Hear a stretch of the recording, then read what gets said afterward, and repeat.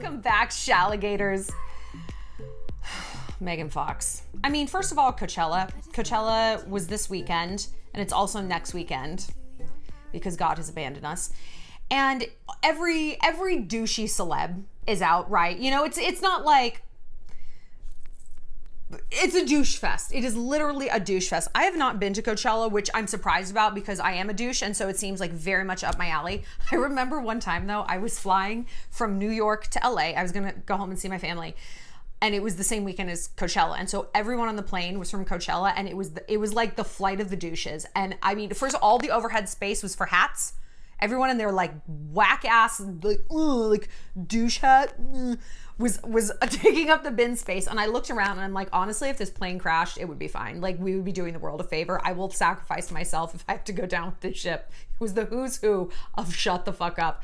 Anyway, it's Coachella, and Megan Fox was there, and she was asked about how can girls have a hot girl summer, and boy oh boy, she is the bitterest bunny imaginable. What's up with Megan Fox and Machine Gun Kelly?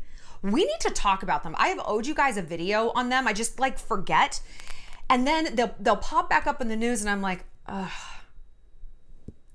what is happening? Like, they're a couple that is, on one hand, so bizarre. Like, they're an odd fit to me in a lot of ways. They're so like visually stimmy and bizarre. I'm like, ugh, you're gonna trigger a seizure. But then you scratch the surface and you're like, wait a minute. I see a lot of myself in this couple. Or maybe you see your friend and her boyfriend in this couple. There's a lot to unpack here. We're gonna go through it and talk about basically how to stop being insane. How to stop being insane and how to just grow the fuck up. How to grow the fuck up, because guess who's on this journey right now? It is I. It is I. I know I'm like 500 years old, but that is the point. Growing up doesn't actually just happen. It usually takes a lot of work. Just like losing weight mostly doesn't just magically happen. Almost nothing good in life magically happens. The things that do magically happen are very often very bad. So we're gonna break it down. I'm gonna tell you how to avoid Megan's mistakes.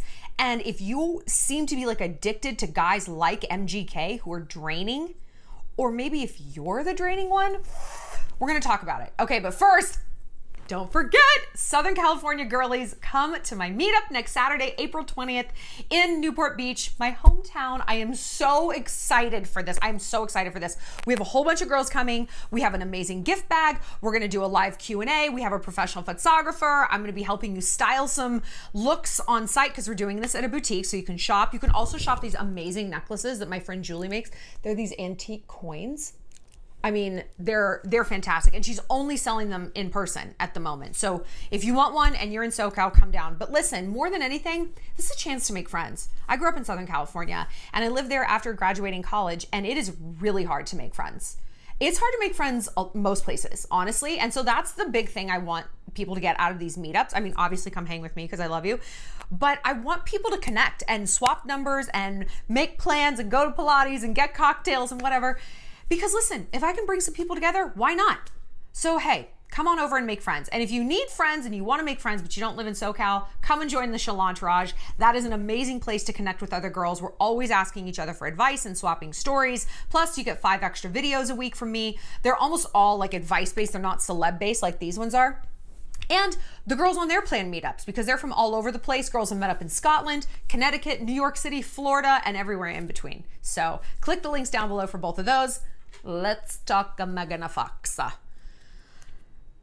Okay, so we gotta, how far back do we need to go with this? All right. So Megan and Machine Gun Kelly, which, I mean, just right there, you can't take the dude seriously, right? I think he is a bad rapper. I woke up this morning and I didn't feel good. He's not my white rapper of choice, okay? I am ride or die for G-Eazy. G-Eazy also looks like my ex-husband. And so I have so much love for G-Eazy. He's so stylish. He's so polite.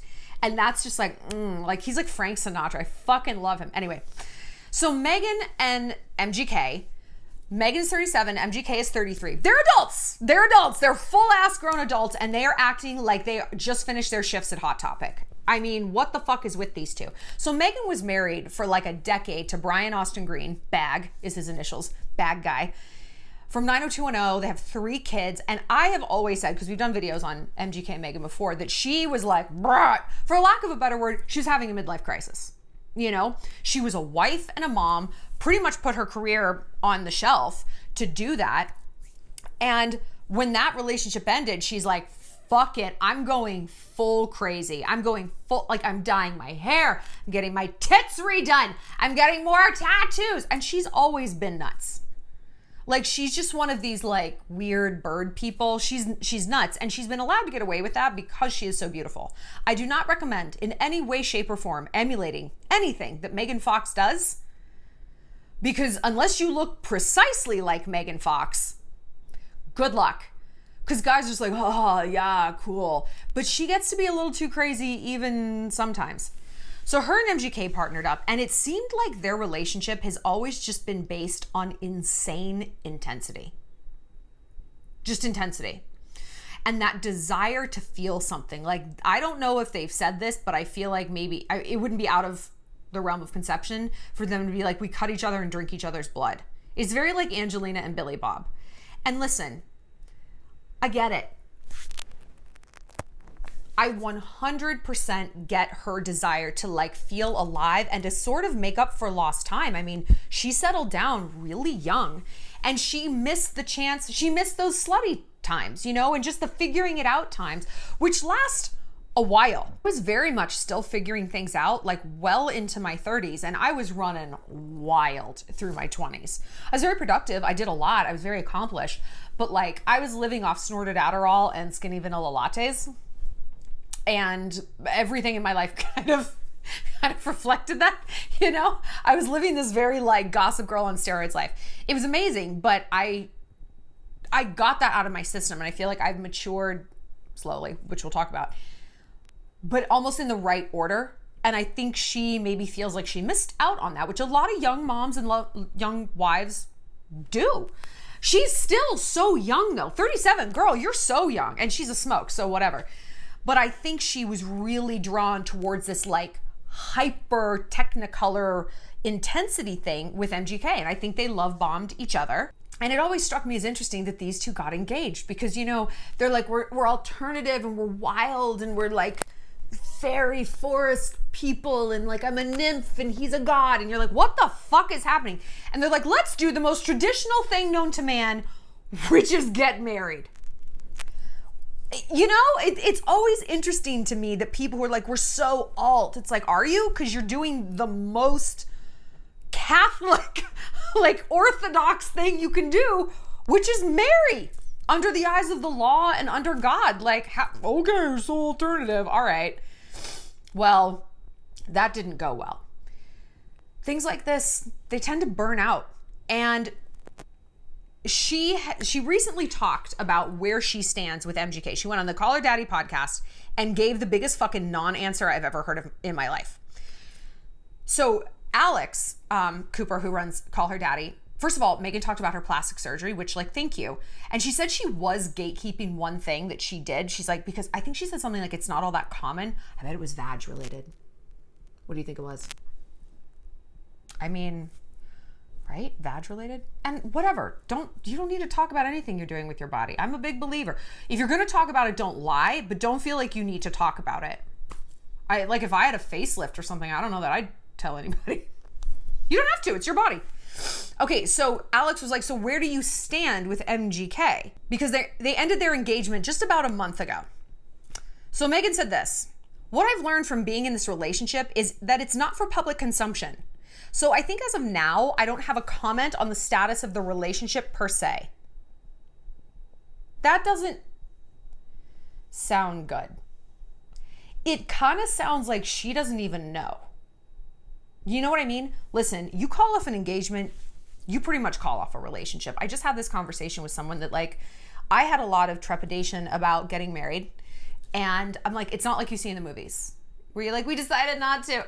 You break off an engagement, you break things off entirely. I mean, you humiliate a man, by the way. He's gotten down on one knee. He has given you a ring. Families are involved. It's a whole thing. It is almost impossible to be like, oh, let's just go back to dating. Not really. Not really. So I find it hard to believe that they're just like, back to BFGF, because you have peered over that cliff of commitment and you're like, nope. So why the fuck are you still dating? You want to be permanent boyfriend, girlfriend? I mean, yeah, for some people that works. I think that works if you don't already take steps towards more commitment. If you do, and one or both of you realizes that's too much, how do you go back to that? Like, how do you, it's like, oh, okay, you like me, but this much, not this much. Oh, okay. That really doesn't last for that long. You cannot keep that up, knowing what you have seen and knowing the commitment, again, one or both of you is not into. I don't know. For some people, tell me in the comments if you've done that and you're like, no, we decided to just stay dating forever. Okay. Tell me how that works. And I'm not saying that it doesn't work if you just never want to get married. Of course it does. I mean, there's so many couples who never marry, and I think that's amazing and healthy. But it's if you try to do it and then you go back, that's where things get. It's like melting cheese. You can let it congeal back. It's never really going to look like it used to. You cross a bridge. And so their weird ass relationship status, who knows? He seems to be off the fucking deep end. He said he started smoking again. Because life's been weird lately. How articulate. And then he tattooed his entire body. He tattooed his entire, blackout tattoos. And then wrote this rap about it. Lately, my thoughts been eating me alive. Laid in the bed, thinking maybe the hate'll finally go away if I'm not alive. Oh, rhyming alive with alive. Wish I didn't listen, just like I wish they would understand me one time. I had a breakdown and tatted my entire body except one line. Everything's just fine. I don't know if that's the melody to the song, but I do know what he sounds like when he raps, and I gotta say, I nailed it. I'm sorry, I nailed it. Like, everything he raps about is how no one understands him, and I swear, if I was Megan, I would be like, just pulling my fucking hair out. Like, is there anything more insulting than the person who you're giving all of your time and energy to is like, no one understands me? It's like, oh my God, are you? I actually know you better than you know yourself. I am so aware of your complexes and what your mom did and how it informed this. Like, I can almost see through you. I'm surprised I can't see your kidney function right now. Nobody gets me. Everyone fucking gets you, okay? You're not. My heart goes out to her. And you know what? Megan seems to be pretty over this also. So she was at, and here we come to the beginning, Coachella. She was at Coachella, where dignity goes to die. And she's got blue hair. Oh, brother. And so she was asked by E! News to give advice to single ladies who plan to have a hot girl summer. And she said, I'm probably not the best person to ask. She said, just learn a skill or develop a hobby and do not waste your energy on boys. All they're gonna do is drain you. Just move on. Invest in yourself. And then, weirder still, Machine Gun Kelly himself commented on this Instagram post, wrote in all caps, preach. And people are like, bro, she's talking about you. Like, are you?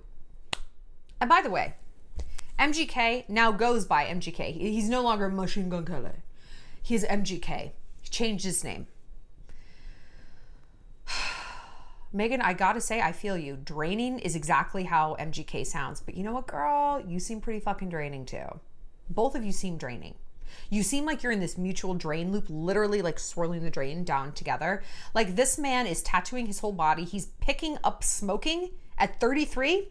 Interesting hobby to cultivate. And he's changing his name. He doesn't seem to know who he is. And all of his songs seem to kind of like point to that. Oh, I'm so alone. I want to die. Nobody gets me. Who am I? I'm 33 years old. I'm a father of a teenager.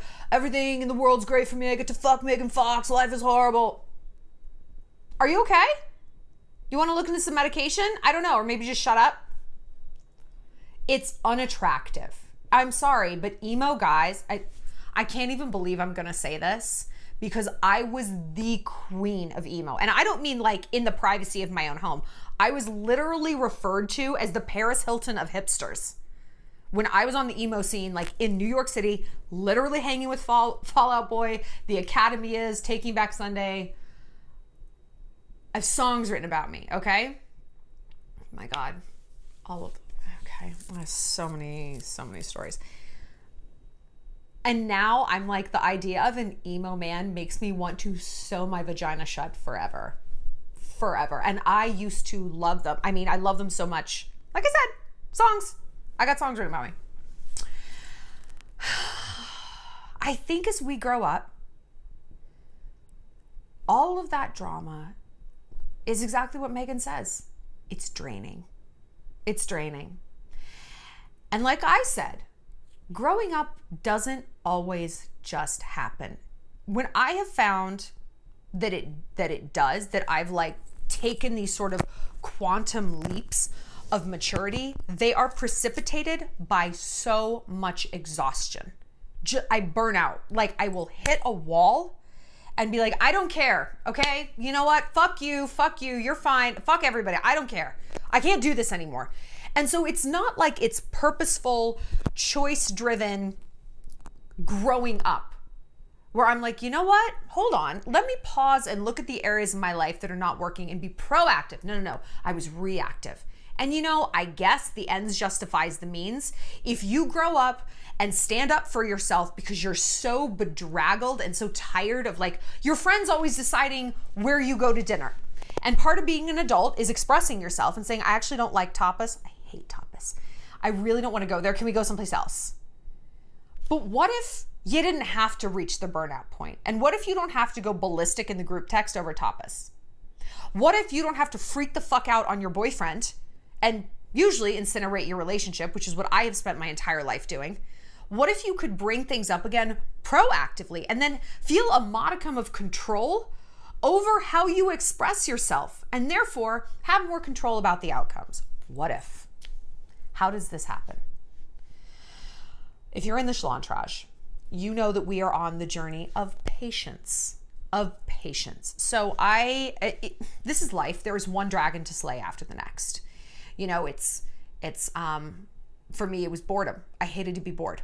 Like I couldn't take it. And part of the reason I moved to Montana was it's like, I need to slow my life down. I need to slow down my central nervous system. And I need to maybe learn to embrace boredom. I need to get good and bored. And if I have to move to a small town to do that, okay.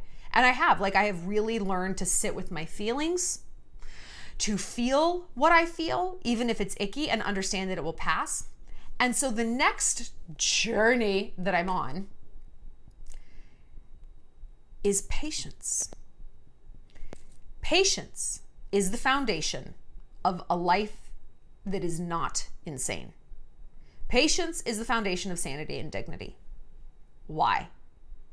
Because when you force yourself to be patient, my God, so much stuff comes up. It's a nightmare.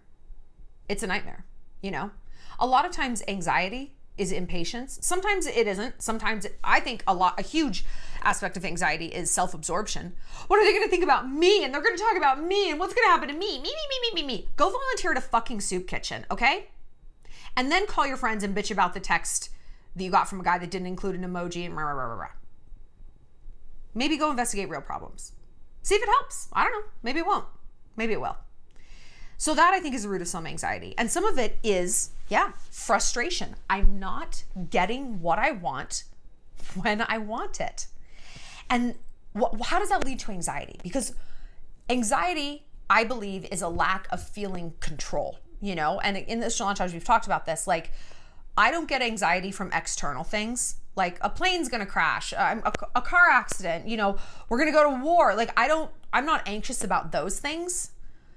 Or like even what are people gonna think about me? I'm anxious about things like in my own life. I am anxious about my own ability to control things and my own behavior sometimes. And that boils down a lot to patience. Because think about it. Say you're at a restaurant, right? And you're like, where is our food? It has been 40 minutes. We just ordered wings and burgers. Where is our food? You get impatient and you get frustrated and you might even get anxious. Like, do I need to go up there? I mean, I don't know. Well, why is it taking so long? It takes 4 minutes to drop fries. I worked in a restaurant. You're starting to freak out because you don't feel like you have any control. And you're desperately looking for like, okay, well, I can talk to the hostess. I can talk to the manager. I can go back there and start cooking the food myself. Your mind is running through options to make you feel in control. And all of that comes from impatience. And what impatience comes down to is the concept of should. It comes down to timelines. I should have my food 20 minutes ago. I'm not saying that if you have a timeline, you're automatically incorrect. A lot of timelines are completely appropriate. That is appropriate. You should have had your food 20 minutes ago. You're right. And your impatience is justified and your frustration is justified. But is it making you feel good? There are so many emotions we have that are 100% justifiable, and the actions that result from those emotions are justifiable. The scorched earth text, the bitchy ass comment back to your frenemy, going into the kitchen and flipping over the fry thing because where the fuck are your fries, right? You get it. You could argue that defense in court. Are these feelings making you feel good? And more importantly, because listen, not everything is going to make us feel good. Are you getting the outcomes that you want? I dare you to go back in the kitchen in a restaurant and see if you're ever allowed back in that establishment. Sending those scorched earth texts. I don't have to tell you how that turns out. I have years and years and years of data. And the person I'm dating now, I really like. And he moves at a different pace than I do. And you know what pace I move at? Megan Fox. I move at Megan Fox's pace. Maybe that's why I date 22-year-olds, because they're more likely to move at that pace too. And they want intensity also because they're young and they want to just gobble life up, you know? And I also date them because I can control them and I can manipulate them. I'm good at it. I know exactly what to say. I know exactly how to do it. And now I'm dealing with an adult, a complicated one, a wonderful one, and who is not going to be rushed, not going to be manipulated, not going to be hustled.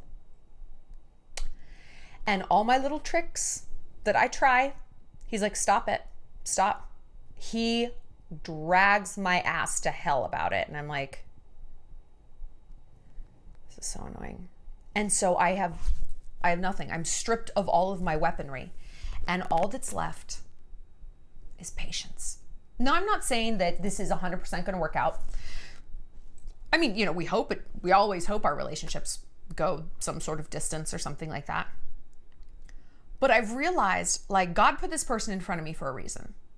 And hopefully that reason is true love. You know, of course, we always hope that. But I think also a reason is it's like, all right, girl, you think you got it all figured out. You think you know this. You think you know that. Here's a challenge. It's called patience. Not everything gets to come on your schedule, but it should. Why? Let's break down the shoulds. Because again, how this relates to Megan Fox is when we crave that intensity, that like crazy intensity, the drama, I believe we can boil this down to massive impatience, a desire for control, but yet also feeling out of control. You know, it's like we want control and not, it's a weird rat's nest. But I do think the antidote to it is patience. I mean, think about it in terms of sleeping with someone. It's hard. It's really hard to wait. But when you're like, no, but I want to sleep with him. To slay the dragon of impatience, we have to go beyond, but I want it. But I want my food now, but I want it. I want the promotion now. I should have it. I want to see him tomorrow. He should want to see me. First of all, with respect, no shit, you want it. Like, take that off the table. That's obvious. Like, of course you want it. That is, yeah. You have to look a little deeper. It's not the issue of I want it. It's why is waiting so intolerable? And let's look at like sleeping with a guy too soon. Why is it intolerable for you to wait? Well, I want him. Okay. I'm a horny bitch. Yeah, I mean, listen, okay, yes, that's part of it. That is part of it. But if you have the data, because we are data-driven people, we are not animals, okay? We're not just like humping anything that walks by. We're creatures of choice and rationality. If you have all of this data that, okay, sleeping with a guy on the first or second date, beep, bop, boop, carry the one, those relationships never worked out. Well, it wasn't because of that. How do you know that? Have you ever tried to do it differently? Well, I mean, we had fun. Yeah, okay, try it. If you have all this data of correlation, perhaps not even causation, but you're like, whenever this was present, this was the outcome. Why would you keep going down that path? And I'm not trying to throw stones from my glass house. We all do this in every category. I order this, I eat it, I feel like shit. Guess the fuck what I'm gonna order the next time I'm here. That exact same thing. Yep, I'm gonna keep doing it. Okay. Why do we keep doing this? And what emotional payout are we getting from making these choices that don't lead to healthy outcomes? Because we are getting some payout. We are. And more importantly, why is sitting with something and not sleeping with them, not ordering that, not telling off your boss, not sending that text, why is that intolerable? And every person's answer might be different. You know, for some people, it's like, I have to express myself. Why? Because I need to express myself. Like, this is something that I deal with. You know, obviously, I do nothing but monologue. But it's like, why? Well, because I need them to really understand what's going on in my heart. Why? Because I want us to be closer together. Okay, historically, how has that gone though? Are you considering your audience or are you only considering yourself? Are you confessing to this person like they're a priest? Or are you thinking, how will this message actually be received? Is it going to bring us closer together? Or am I being animalistic and just, rah, I hate your dress. Rah, I hate your boyfriend. Rah. And then what is driving that need to say self-destructive things? What's driving it? Why can't you keep it in? These are the things we need to examine. Why can we not cultivate patience? You know what? I'm not going to send that text. I'm going to wait till I see them. That might be in a few days. I can't sit with this feeling though. I can't sit with not understanding what's going on in our relationship. I can't sit with feeling like my friend might be mad at me. Why not? Why not? I think even asking yourself that goes such a long way. And this, like I said, this is like a journey. This is not something that like you think about it once, you're like, oh, it's because of that. I am like slaying this dragon on the daily. And I realized that because I've been so impatient in the past with dating, I've been able to pull back and be like, I'm really impatient in every other category. In all of them. I will be bitchy if someone doesn't respond to my email fast enough. I'm like picking up my phone. Where are my friends? Where are my friends? I'm in line like, what are they doing? I am just impatient. And it's like, why? Why? I think it's because it makes me feel like I have no control. It makes me feel like I have no control. Why is that intolerable? Do I chronically feel like in my life I have no control? Do I feel like if I don't like hold on to everything so tight, it's all gonna fall apart? Do I fundamentally not trust other people? I don't know. Do I not trust myself? Fuck you guys. This shit's deep. I want you to take a piece of paper and I want you to write these things down. I want you to think of when you get your most impatient. Like, don't even think about it on like high level things like dating or family or work. I want you to think like I'm at Target and if I choose the wrong line that's not moving fast enough, I'm like why? Is it because it's like, well, because I'm going to be late for everything else I have on my schedule. Why do you have so many things on your schedule? Because everyone expects me to show up to everything. Aha. Oh. Now maybe we're getting somewhere. Maybe it's, I actually don't have any boundaries because if I did, I wouldn't have 6 things on my schedule every day. I'd have 2. And so if I was in the wrong line at Target, that's fine. My next appointment's not for 2 hours. It's okay. But because I'm overextending myself to show up to this family dinner and that baby shower and this study group, then there's no real time left for me and what I want. There's no wiggle room. I don't actually belong to myself because I'm spineless. Like, do you see how standing in line at Target can open up this Pandora's box of like, what does this actually mean? What does this mean? So this is the work I want us to do. And this is heavy stuff. This is big shit. This is big stuff, okay? And that most people don't do. They just move through life like a berserker war machine. I did. I 100% did. But are we getting what we want? And that's what I would tell Megan. It's like, girl, and her advice is spot on. Reinvest in yourself. Get a hobby. Get another job. I don't know. Leave boys out of the equation until you have cultivated that patience. And it sucks. It's like, leave them out of the equation until you don't need them, and then they'll find a way back. And that's when you're most magnetic anyway. I mean, that's when you're most desirable. Not that you can't, I don't know. On one hand, it's like, well, why should you stop looking for true love if that's really what you want? But remember, the dating isn't 50-50. It's 100-100. And so if you want someone who's going to give you 100% and be that 100, you have to ask yourself, are you a 100? Have you slayed the dragon of patience? Because listen, in a marriage, in parenting, in a high-level corporate job, in running your own business, there's going to be a lot of patience involved because you won't always have control. If you want absolute control, stay single. Don't have kids. Just dig holes in the backyard as your job. Like, live off the grid. If you are that focused on control, there's a way to get it. It's just going to cost you a lot. And maybe the gateway, the path to all of these happy, sane, calm, peaceful, amazing relationships in any category is paved with patience. Maybe so. We can talk about this more. Let me know what you guys think. Come to my meetup in Southern California, April 20th. I would love to see you guys. I'd love to meet you guys. Shop, take pics, do some advice. Just have a good old girls' night afternoon.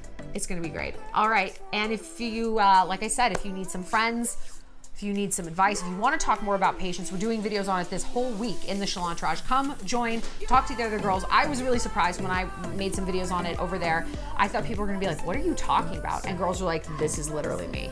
I am the same way. So it was really risky for me to share this because I thought people were gonna be like, kind of actually sounds like things aren't working out in your life, that you're impatient for. And they're like, no, I'm totally with you. So it's a great place to connect. And if you need one-on-one help, find me on passes.com. The link is down below. All right, I'll see you next time, Alligators.